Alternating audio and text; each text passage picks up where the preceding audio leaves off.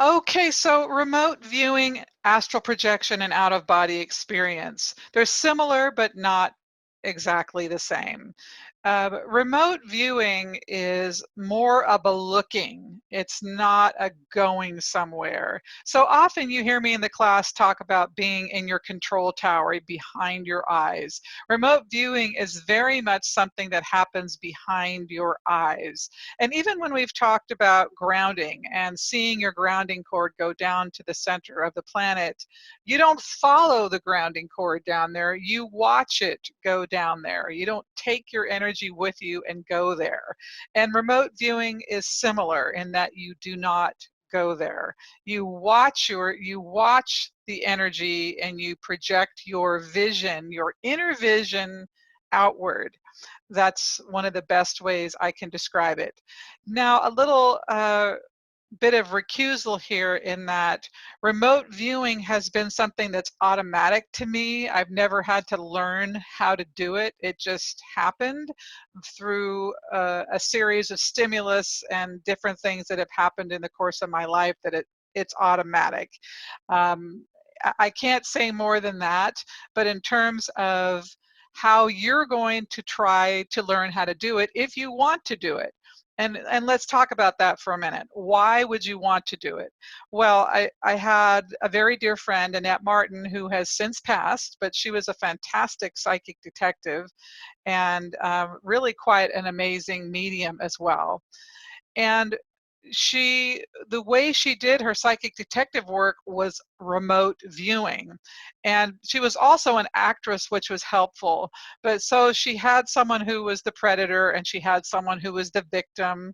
And she was able to match her energy, let's say, with the predator and see herself in that role as the predator. So she didn't go into the system, but she found a mechanism to put herself in that energy remotely.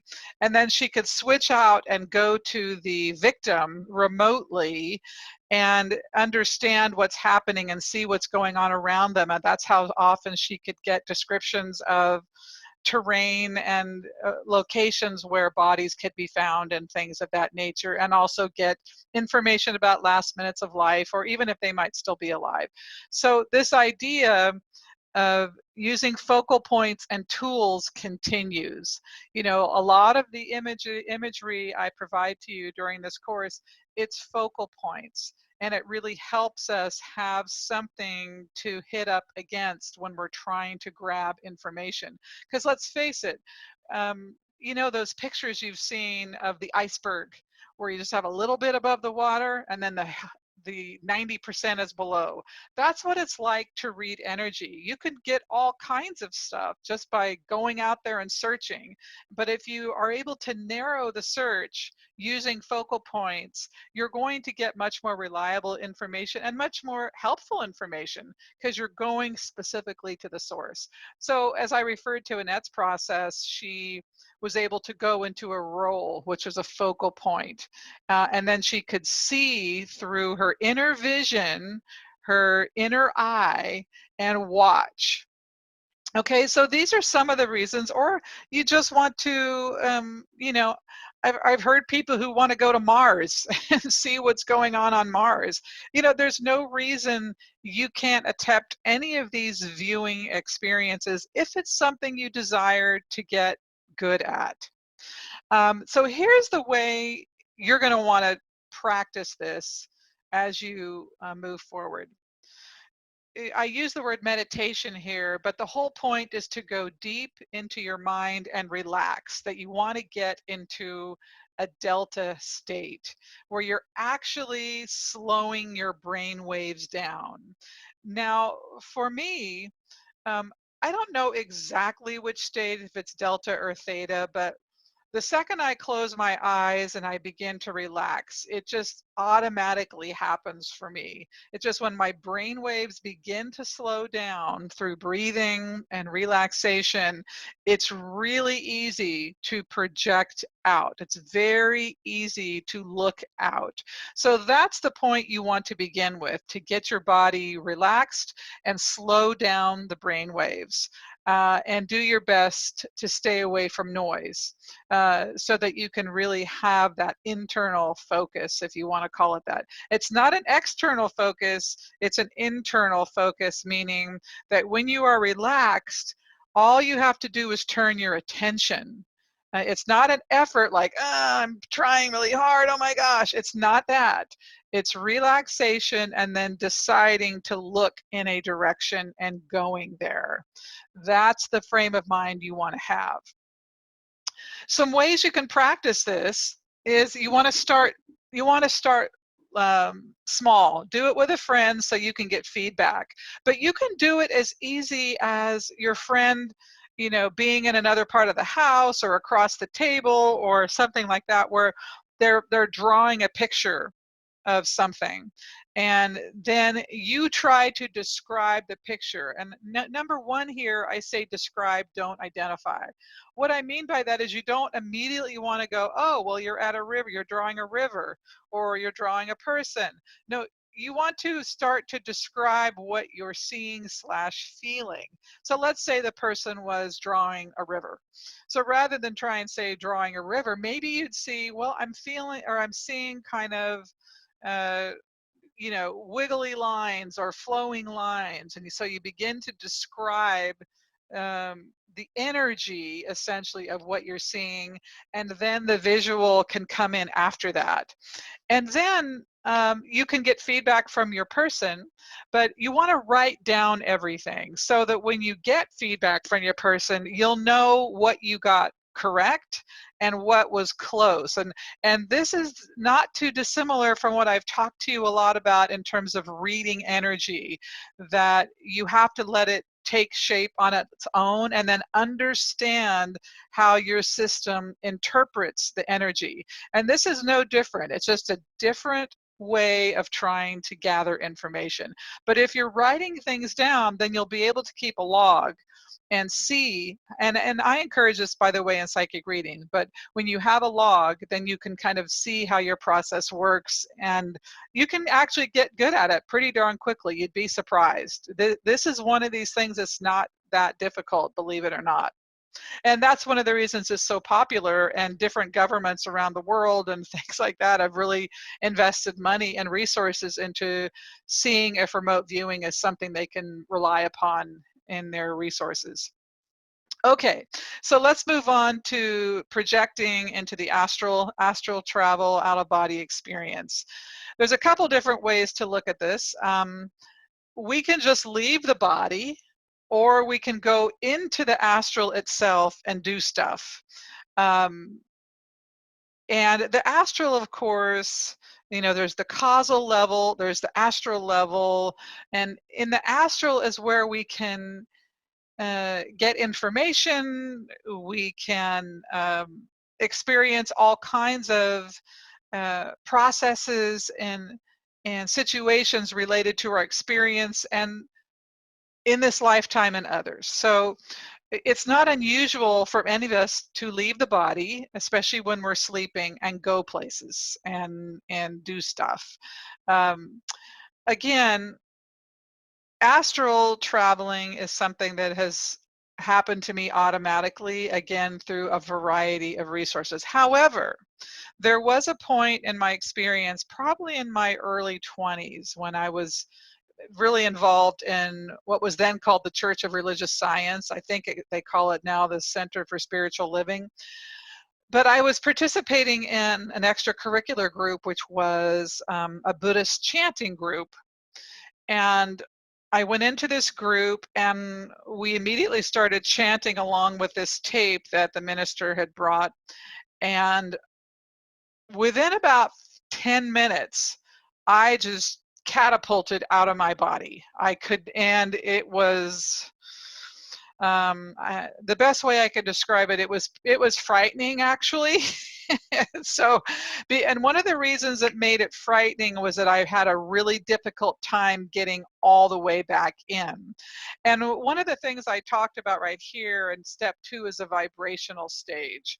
I was really wobbly. I was vibrating. I felt like I was just going back and forth and back and forth and back and forth. And I couldn't make it stop.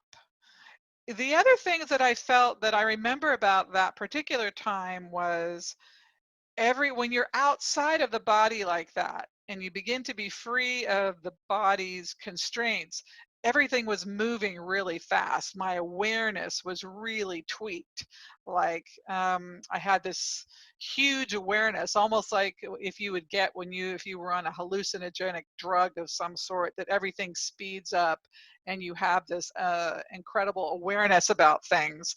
So that was the cool part, meaning that again, I had a reinforcement that life didn't end with the body.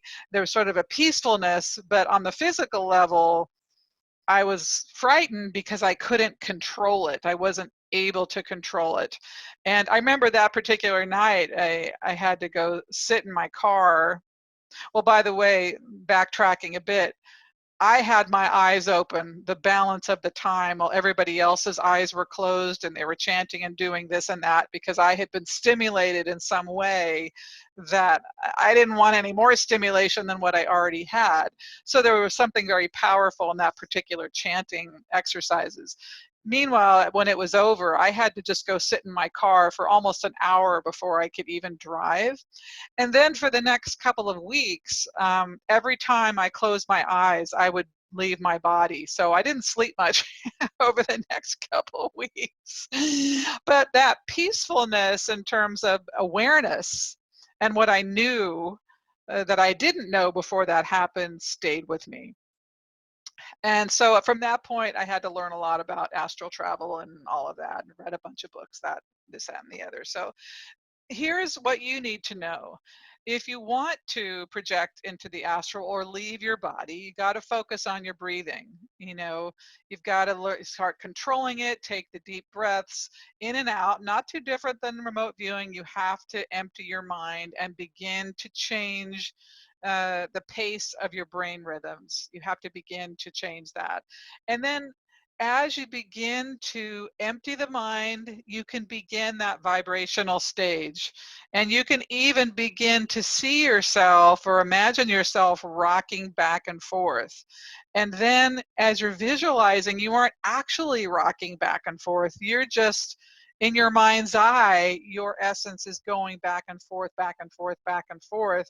And then you will rise up from your body. The only thing that will usually stop it is fear, but even that doesn't always stop it. For instance, when I shared about the Buddhist chanting group, that particular chanting we were doing somehow triggered something in me, and I just went. So that's how it goes.